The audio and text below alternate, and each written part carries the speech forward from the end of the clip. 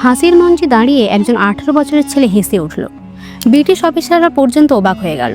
কিন্তু প্রশ্ন হলো, মৃত্যুর মুখে দাঁড়িয়ে সে কেন হাসছিল? 1908 সাল, ভারত তখন ব্রিটিশ শাসনের অধীনে। বাংলায় গোপনে তৈরি হচ্ছিল একটি বিপ্লবী আন্দোলন। তাদের লক্ষ্য ছিল ব্রিটিশ শাসনের বিরুদ্ধে সশস্ত্র লড়াই। এই সময় এক তরুণ বিপ্লবী একটি ভয়ঙ্কর সিদ্ধান্ত নেয়। এই তরুণের নাম ছিল ক্ষুদিরাম বোস।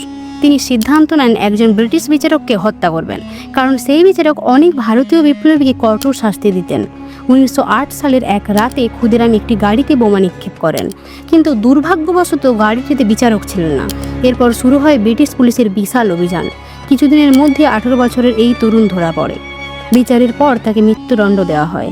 1908 সালের আগস্টে যখন তাকে ফাঁসির মঞ্চে আনা হয়, তিনি ভয় পাননি, বরং হেসেই মৃত্যুকে স্বাগত জানান। এই দৃশ্য দেখে অনেক ব্রিটিশ অফিসার পর্যন্ত অবাক হয়ে যায়। এই 18 বছরের ছেলেটির সাহস আজও ইতিহাসে অমর।